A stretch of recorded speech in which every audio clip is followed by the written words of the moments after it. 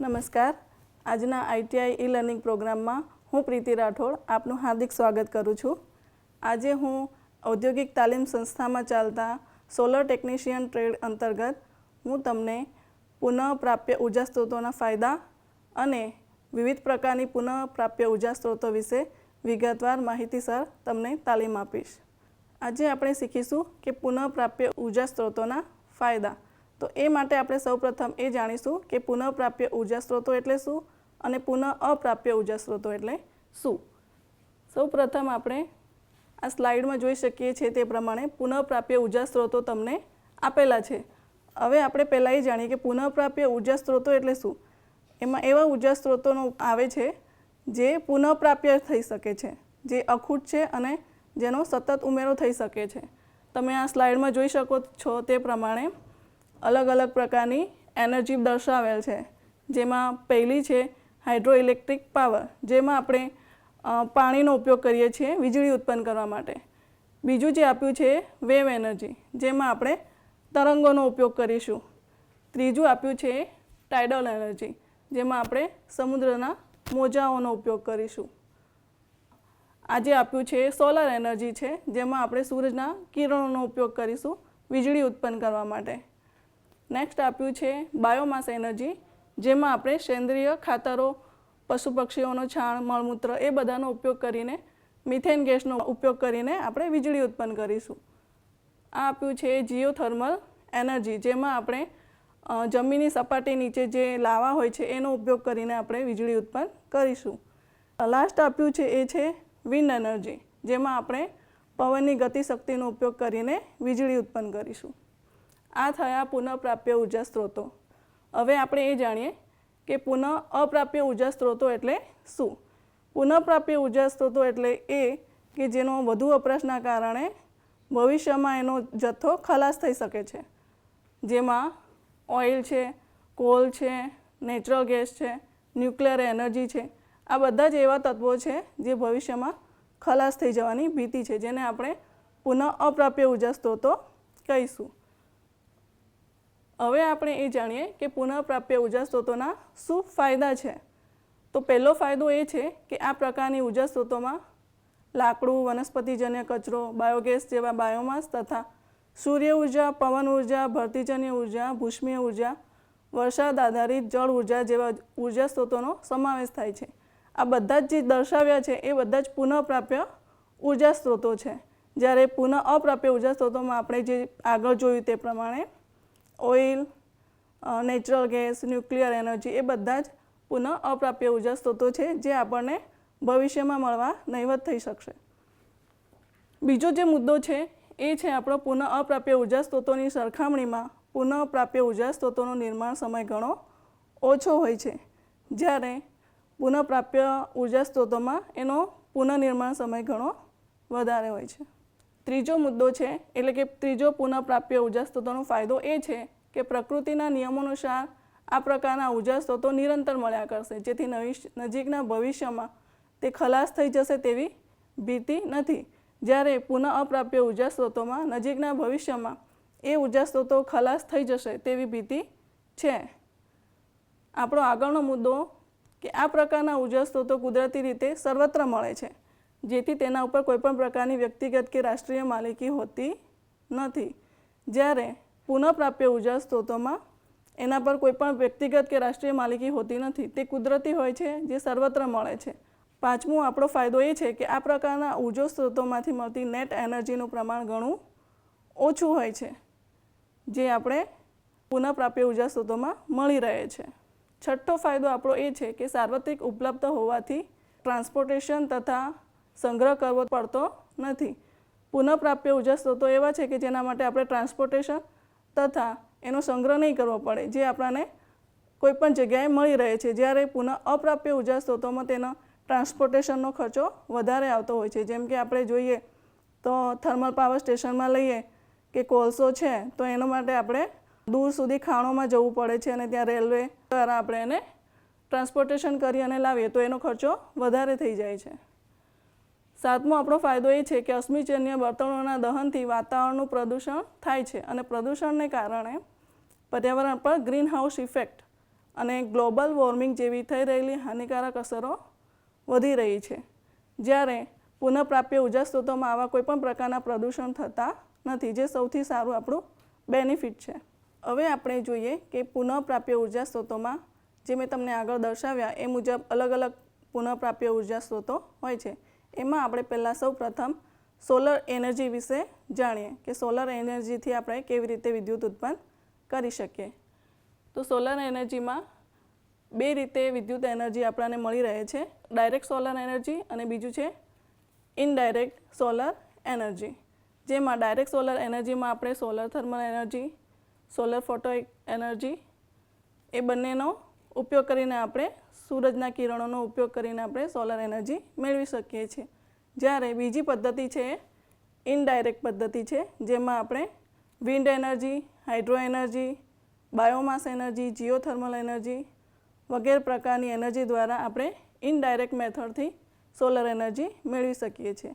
હવે આપણે સૌ જાણીએ છીએ કે સૂર્ય એ અખૂટ છે, જેમાં આપણે એનો વિપુલ પ્રમાણમાં ઉપયોગ કરી શકીએ છીએ. તો આપણે એ સૂરજના કિરણોનો ઉપયોગ કરીને સોલર એનર્જી દ્વારા વિદ્યુત ઉત્પન્ન કરીશું. હવે જે સોલર એનર્જી છે એમાં કઈ ઇફેક્ટથી આપણે વિદ્યુત ઉત્પન્ન કરી શકીએ એ વિશે જાણીએ. તો એ છે ફોટોવોલ્ટેઇક અસર.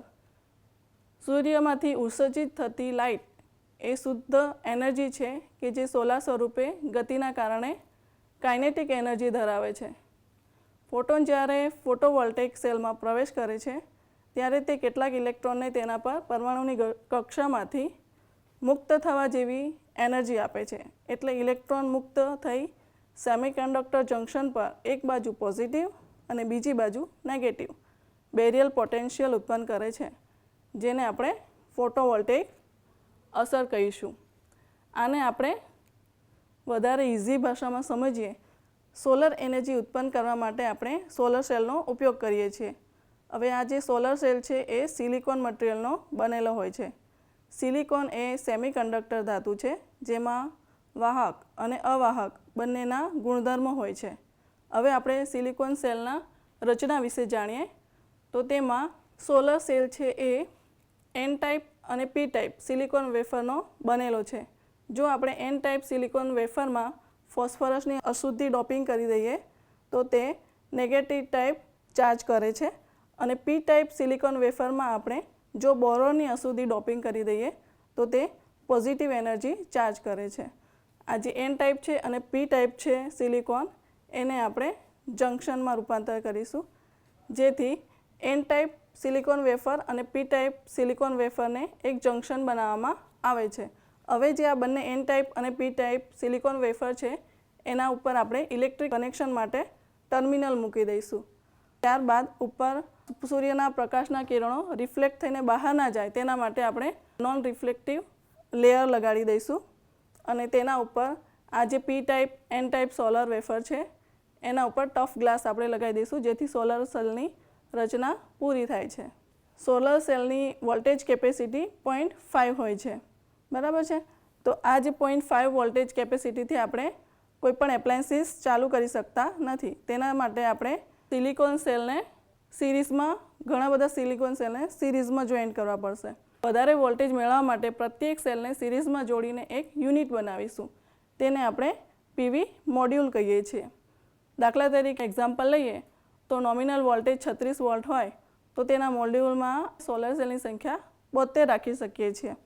આ તમામ સેલને સિરીઝમાં જોડવામાં આવે છે ત્યારે તેના ટર્મિનલ વોલ્ટેજ 36 વોલ્ટ એટલે કે 72 જે આપણા સેલ છે અને 0.5 જે વોલ્ટેજ છે જે 36 વોલ્ટ મળશે.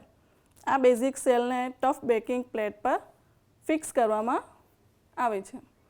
હવે આપણે આગળ શીખી ગયા તે પ્રમાણે એક સેલ જો 0.5 વોલ્ટેજ આપતો હોય તો આપણે વધારે વોલ્ટેજ ઉત્પન્ન કરવા માટે સોલર સેલને સિરીઝમાં કનેક્શન કરીશું. તો આ જે ફિગરમાં દર્શાવ્યું છે તે એક પીવી સેલ છે. આવા એક પીવી સેલને આપણે વધારે સંખ્યામાં સિરીઝમાં જોઈન કરીશું તો એક મોડ્યુલની રચના થાય છે, અને આવા બીજા વધારે પડતા મોડ્યુલને ભેગા કરીશું તો પેનલ બનશે, અને આવી પેનલને ભેગા કરીશું તો એરેની રચના થાય છે. હવે આવી સોલર પેનલ છે તો તો આપણે જાણીએ કે સોલર પેનલ કઈ કઈ પ્રકારની હોય છે. હવે તમે જે ફિગરમાં જોઈ શકો છો તે પ્રમાણે 3 સોલર પેનલ છે, એક મોનોક્રિસ્ટલાઇન, પોલીક્રિસ્ટલાઇન અને થિન ક્રિસ્ટલાઇન. બરાબર. હવે તમે ફિગરમાં જોઈ શકો છો તે પ્રમાણે જે મોનોક્રિસ્ટલાઇન છે એનો કલર બ્લેક હોય છે, જ્યારે પોલીક્રિસ્ટલાઇન છે તેનો કલર બ્લુ જેવો હોય છે. આની એફિશિયન્સી હાઈ હોય છે, જ્યારે પોલીક્રિસ્ટલાઇનની એફિશિયન્સી લો હોય છે. આ મોનોક્રિસ્ટલાઇન એવું છે કે જે તમે આખો દિવસ સૂર્યનો તડકો હોય ત્યાં જ એનો ઉપયોગ કરી શકો, જ્યારે પોલીક્રિસ્ટલાઇન એવું છે કે જ્યાં ક્લાઉડી એરિયા હોય તો પણ તેનો ઉપયોગ કરી શકો છો. હવે આગળ જોઈએ તે પ્રમાણે સોલર પાવર પ્લાન્ટના 3 પ્રકાર છે કે 3 પ્રકારના આપણને સોલર પાવર પ્લાન્ટ છે. એક છે of grid solar power plant, બીજું છે on grid solar power plant અને ત્રીજું છે હાઇબ્રિડ સોલર પ્લાન્ટ. આ આપણે જોયું કે સોલર પ્લાન્ટના પ્રકાર છે. હવે રિન્યુએબલ એનર્જી જે છે એમાં બીજા પ્રકારની એનર્જી છે જે વિન્ડ એનર્જી છે, એના વિશે માહિતી મેળવીશું. તો વિન્ડ એનર્જી છે એના માટે આપણે પવન ઉર્જાનો ઉપયોગ કરીશું, જેમ કે મૂળ એનો ઉર્જા સ્ત્રોત એ પવન છે. પવન એ સોલર એનર્જીનું મુખ્ય સ્વરૂપ છે. વાતાવરણમાં અસમાન તાપમાન થવાથી સૂર્યની ગરમીના લીધે હવા ગરમ થાય છે અને ઉપર ચડે છે. તેથી તે જગ્યાએ લો પ્રેશર થવાથી હાઈ પ્રેશરવાળી જગ્યાએ ઘસી જાય છે અને પવન ઉદ્ભવે છે. વહેતા પવનમાં કાઇનેટિક એનર્જી હોય છે. પવનચક્કીમાં વિન્ડ ટર્બાઇનથી પ્રોપેલર ટાઈપની બ્લેડ પવનમાંથી કાઇનેટિક એનર્જી મેળવી શકે છે અને ત્યારબાદ જનરેટર દ્વારા વિદ્યુત ઉર્જામાં રૂપાંતર કરે છે. જે સ્થળે આવી ઘણી પવનચક્કીઓના સમૂહ ઇન્સ્ટોલ કરવામાં આવે તેને વિન્ડ ફાર્મ કહેવામાં આવે છે. વિન્ડ એનર્જી વિશે જાણીએ તો જ્યારે વાતાવરણમાં સૂર્યની ગરમી હોય છે ત્યારે ગરમીના લીધે હવા શું થશે? ગરમ થશે, અને ગરમ થશે એટલે હવા ઉપર ચડશે અને નીચે લો પ્રેશર થશે એટલે લો પ્રેશર થવાના લીધે હાઈ પ્રેશરવાળી જગ્યાએ ઘસી જશે અને પવનના લીધે જે આપણી હબ સાથે બ્લેડ જોડેલી હોય છે તે રોટેટ થશે અને એના લીધે આપણને ઇલેક્ટ્રિક એનર્જી મળશે. હવે તમે આ ફિગરમાં જોઈ શકો છો તે પ્રમાણે વિન્ડ ટર્બાઇન આપેલું છે. વિન્ડ ટર્બાઇનમાં આ જે નીચે દર્શાવ્યું છે તે ફાઉન્ડેશન છે. ફાઉન્ડેશન એટલા માટે મૂકવામાં આવે છે કે જે વિન્ડ ટર્બાઇનનું ટાવર છે અને ઉપર જે આપ્યું છે તે પ્રમાણે જનરેટર, ગિયર બોક્સ એ બધાને સ્થાપના કરી શકો અને એને સ્ટેડી ઊભું રાખી શકો. એના માટે વિન્ડ ટર્બાઇનમાં નીચે ફાઉન્ડેશન ગોઠવવામાં આવ્યું હોય છે. હવે બીજું તમે આ જે જોઈ શકો છો તે છે ટાવર. ટાવરની હાઇટ એ ફાઉન્ડેશન અને જનરેટર સુધીની મેઝર કરવામાં આવે છે. ટાવરમાં વચમાં લેડર મૂકવામાં આવે છે, જેના લીધે તમે ભવિષ્યમાં ગમે ત્યારે જનરેટર કે ગિયર બોક્સમાં કંઈ પણ મેન્ટેનન્સ કરવાની જરૂરિયાત રહે તો તે તમે ટાવરમાં થઈને લેડર વાટે કરી શકો છો. બીજું ટાવરમાં હોય છે તે ઇલેક્ટ્રિક કનેક્શન, એટલે કે જનરેટર સાથેના ઇલેક્ટ્રિક કનેક્શન કરેલા હોય તો તે તમે ટાવર વાટે બહાર લઈ શકો છો. વિન્ડ ટર્બાઇનમાં બીજો એક ભાગ છે તે છે નેશલ. નેશલમાં એક ટર્મિનલ બોક્સ હોય છે જેમાં ગિયર બોક્સ હોય છે અને જનરેટર, અને આ જે છે એ છે હબ. તો હબની શાફ્ટની સાથે ગિયર બોક્સ અને જનરેટરને ફિક્સ કરે છે, તેને નેશલ કહીશું. હવે આ જે તમને દેખાય છે તે છે રોટર બ્લેડ. આ જે હબ છે તેની સાથે રોટર બ્લેડને એટેચ કરેલી હોય છે અને રોટર બ્લેડ એ ગિયર બોક્સ સાથે જોઈન્ટ કરેલી હોય છે. આ રચના થઈ વિન્ડ ટર્બાઇનની. બરાબર છે. હવે તેમાં જ્યારે પણ વોલ્ટેજ ઉત્પન્ન થશે જનરેટર વાટે તો ત્યાં એ પહેલાં તો ટ્રાન્સફોર્મરમાં જશે અને વોલ્ટેજને સ્ટેપ અપ કરીને સ્વિચવાયર થ્રુ કન્ઝ્યુમર સુધી પહોંચાડશે. હવે આગળ જોઈએ કે પવનચક્કી માટે કેવો એરિયા પસંદ કરવો જોઈએ, એટલે પવનચક્કી માટે સ્થળ પસંદગી. હવે એમાં પહેલું છે પવનની ઝડપ, કે પવનની ઝડપ કેટલી હોય અને કેવી જગ્યાએ આપણે વિન્ડ ટર્બાઇન સ્થાપી શકીએ છીએ. તો પહેલું પવનની ઝડપ. પવનની ઝડપ એ વિન્ડ ફાર્મ માટે સૌથી અગત્યની બાબત છે. જે વિસ્તારના વર્ષના મોટાભાગના સમયગાળા દરમિયાન પવનની ઝડપ આશરે 25 કિલોમીટર પર અવરથી 40 કિલોમીટર પર અવરની સરેરાશ ઝડપ મળી રહેતી હોય તેવા વિસ્તારો પવનચક્કીની સ્થાપના માટે વધારે અનુકૂળ હોય છે. બીજું છે સ્થળ પસંદગી માટે ભૌગોલિક અનુકૂળતા, કે કેવો વિસ્તાર ભૌગોલિક અનુકૂળ હોય એ રીતે આપણે પવનચક્કી સ્થાપી શકીએ. તો પવનચક્કીને ખૂબ જ ઊંચાઈ પર ટાવર દ્વારા ઇન્સ્ટોલ કરવામાં આવે છે. એટલે ભૌગોલિક પરિબળ જેવા કે વાવાઝોડું, ભૂકંપ પ્રભાવિત ક્ષેત્રથી દૂર તેમજ હવાઈ ઉડ્ડયનમાં અવરોધ ઉત્પન્ન ન કરે તેવી જગ્યાએ પવનચક્કીની સ્થાપના કરવામાં આવે છે. ત્રીજું સ્થળ પસંદગી માટે આપણે જોઈશું કે પાવર ગ્રીડની અનુકૂળતા. તેમાં કોમર્શિયલ પવનચક્કીની કેપેસિટી મોટાભાગે 1.5 મેગાવોટથી 3 મેગાવોટ જેટલી હોય છે. પ્રત્યેક પવનચક્કીમાં ઉત્પન્ન થયેલ પાવરને વીજ સપ્લાય કંપનીના પાવર ગ્રીડ સાથે જોડવામાં આવે છે. એટલે પાવર ગ્રીડની સગવડતાવાળા વિસ્તારોમાં પવનચક્કી સ્થાપવી વધારે અનુકૂળ છે. આ 3 મુદ્દા છે જે આપણે ધ્યાનમાં રાખવા પડે પવનચક્કીની સ્થાપના કરવાની હોય ત્યારે. હવે આપણે પુનઃપ્રાપ્ય ઉર્જાના ત્રીજો એનર્જી છે એ જે બાયોગેસ એનર્જી, એના વિશે માહિતી મેળવીશું. બાયોગેસ એનર્જીમાં ઓક્સિજનની ગેરહાજરીમાં અજારક બેક્ટેરિયા દ્વારા સેન્દ્રિય પદાર્થના કોવણ અને વિઘટનને પરિણામે ઉત્પન્ન થતા ગેસને બાયોગેસ કહેવામાં આવે છે. બાયોગેસમાં આશરે 55થી 70% જેટલા મિથેન, 30થી 40% જેટલો કાર્બન ડાયોક્સાઇડ, પાણી, હાઇડ્રોજન સલ્ફાઇડ અને અલ્પ પ્રમાણમાં અન્ય ગેસોનો સમાવેશ થાય છે. બાયોગેસ એનર્જીમાં મિથેન એ મુખ્ય ઘટક છે. જ્યારે પણ કોઈ પણ સેન્દ્રિય પદાર્થ છે કે વનસ્પતિજન્ય કચરો છે કે પ્રાણીઓનું મળમૂત્ર છે, એ બધાને જ્યારે આપણે કોઈ ટાંકીમાં ઓક્સિજનની ગેરહાજરીમાં આપણે જ્યારે એને કોવણ માટે મૂકીએ છીએ ત્યારે ગેસ ઉત્પન્ન થાય છે. અને એમાં સૌથી વધારે પ્રમાણમાં આપણને મિથેન ગેસ મળે છે, જે બાયોગેસનો મુખ્ય ઘટક છે. મિથેન એ બાયોગેસનો મુખ્ય ઘટક છે. કૃષિજન્ય કચરો, વનસ્પતિ કે ઘાસ, ફળ, અનાજ, ખોરાકનો બગાડ, ખાતર, પશુઓનું છાણ કે મળમૂત્ર, મ્યુનિસિપાલિટીનો વેસ્ટ વગેરે સેન્દ્રિય પદાર્થને જ્યારે બંધ વેસલમાં હવાની ગેરહાજરીમાં બંધ રાખવામાં આવે છે ત્યારે સૂક્ષ્મ અજારક બેક્ટેરિયા દ્વારા શ્વસનની પ્રક્રિયાથી સેન્દ્રિય પદાર્થનું કોવણ અને વિઘટન થાય છે, જેના પરિણામે તેમાંથી બાયોગેસ ઉત્પન્ન થાય છે. આ પ્રમાણે બાયોગેસ પ્લાન્ટ કાર્ય કરતું હોય છે. હવે તમે જે આ સ્લાઇડમાં જોઈ શકો છો એ ફિગર પ્રમાણે કે બાયોગેસ પ્લાન્ટમાં આ જે નીચે છે એ ડોમ છે, જેને આપણે જમીનથી નીચે 3 થી 5 મીટર ઊંડો ખાડો કરીને કે તેના કરતાં વધારે પણ ઊંડો ખાડો કરીને આપણે રેતી, ઈંટ, સિમેન્ટ વગેરેથી એક પ્રકારનો ડોમ તૈયાર કરીએ છીએ.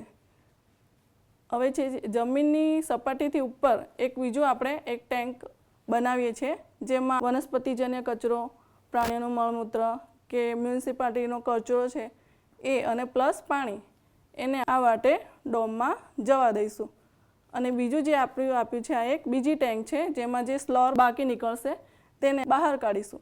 જ્યારે આપણે આ ડોમની રચના કરીએ છીએ ત્યારે સાથે બીજી પાઇપલાઇન પણ ગોઠવી દઈશું, જેમાંથી આપણે બાયોગેસ બહાર લઈશું.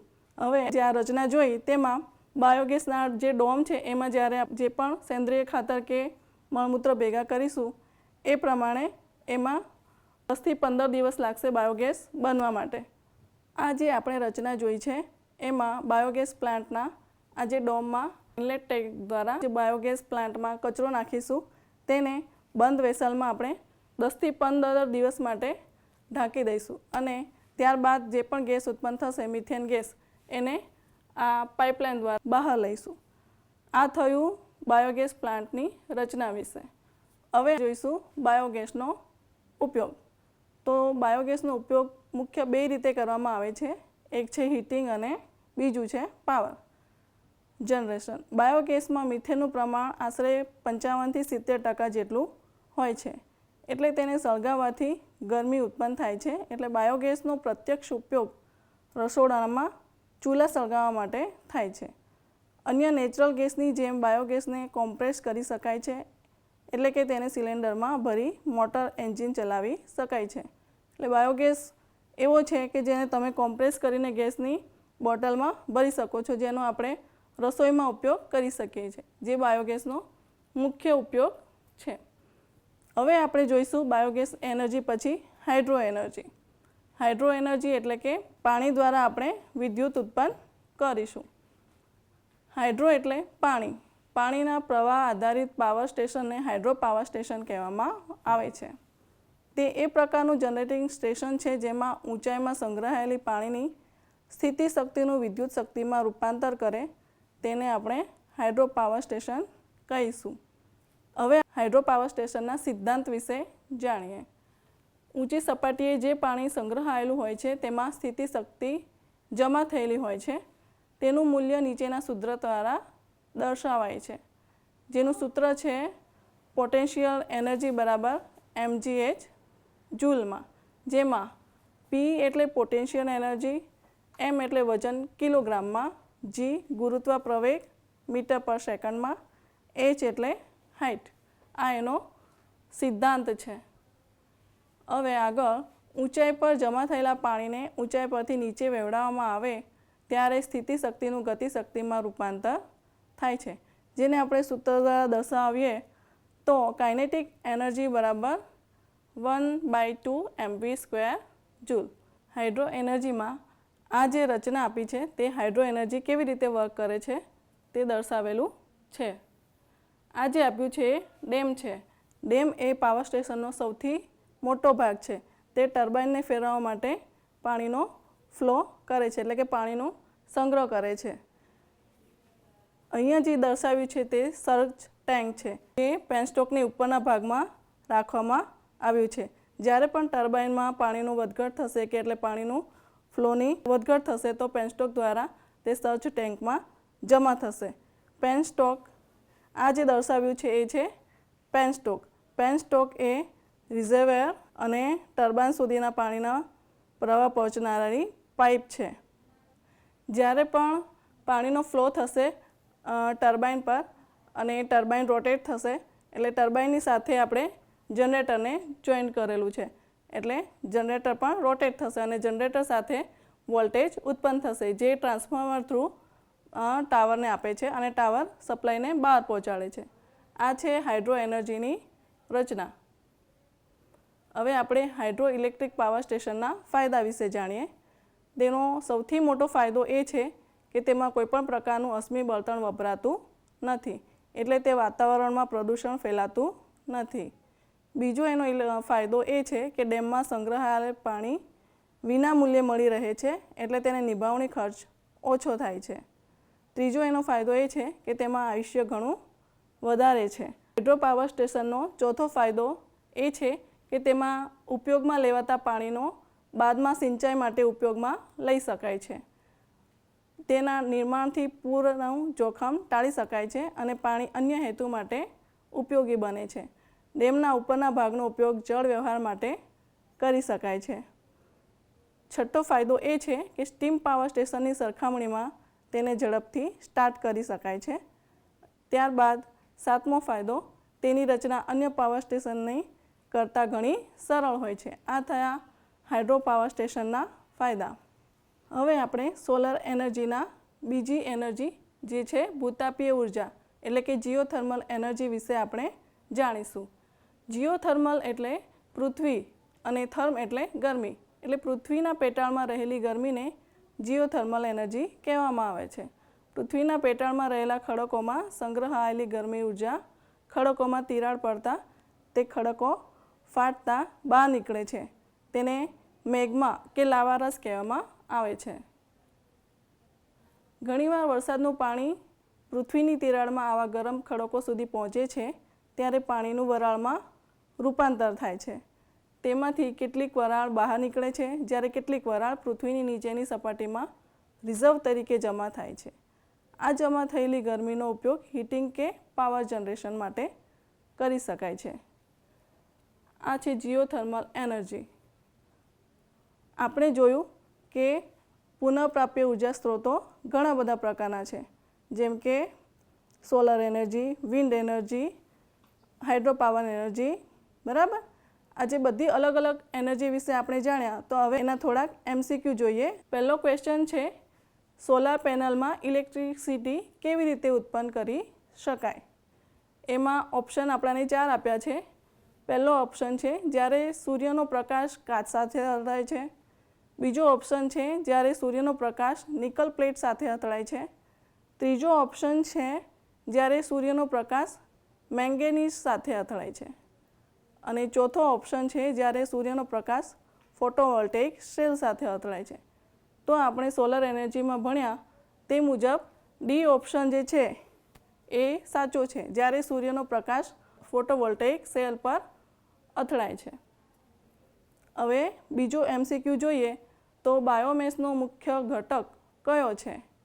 તો ઓપ્શન એ છે oxygen, B methane, D hydrogen, C hydrogen, D carbon dioxide. તો આપણે બાયોમાસની જે થિયરી જોઈ એમાં 70% જેટલો મિથેન વાયુ ઉત્પન્ન થાય છે. તો ઓપ્શન બી સાચો છે. ત્રીજો MCQ આપણે સોલ્વ કરીએ તો સોલાર સેલમાં કયું મટીરિયલ વપરાય છે? Option A silicon, B copper, C antimony, D phosphorus. તો આપણે સોલર સેલની થિયરીમાં જોયું તે મુજબ સોલર સેલનું મુખ્ય મટીરિયલ છે સિલિકોન છે. સિલિકોન છે આપણે જાણ્યું તે મુજબ રેતીમાંથી મેળવવામાં આવે છે અને સિલિકોન એ સેમિકન્ડક્ટર મટીરિયલ છે. તો આપણો ઓપ્શન એ જે સાચો છે. ચોથો MCQ છે ફોટોવોલ્ટેઇક સેલ બનાવવા માટે વપરાતા મટીરિયલનું નામ શું છે? તો ઓપ્શન એ છે silicon, B arsenic, C antimony, D germanium. તો આપણે પણ જેમ સોલર એનર્જીમાં ભણ્યા તે મુજબ સિલિકોન ઓપ્શન રાઈટ છે. પાંચમો MCQ છે ઉર્જાનો કુદરતી સ્ત્રોત કયો છે? ઓપ્શન એ સૂર્ય, બી ગરમી, સી કોલસો, ડી બાયોમાસ. તો આપણે જે જાણીએ છીએ એ મુજબ સૂરજ છે એના દ્વારા આપણે ડાયરેક્ટ ઇનડાયરેક્ટ ઘણી બધી એનર્જી મેળવી શકીએ છીએ. તો ઓપ્શન એ સૂર્ય તે સાચો છે. આજના સેશનમાં આપણે જોયું તે મુજબ પુનઃપ્રાપ્ય ઉર્જા સ્ત્રોતોના ફાયદા અને વિવિધ પ્રકારની પુનઃપ્રાપ્ય ઉર્જા સ્ત્રોતો જેમ કે solar energy, wind energy, hydro energy, ભૂતાપીય એનર્જી એ બધા વિશે આપણે જે વિગતવાર માહિતી મેળવી એ આશા રાખું છું કે તમને ઉપયોગી નીવડશે. આભાર.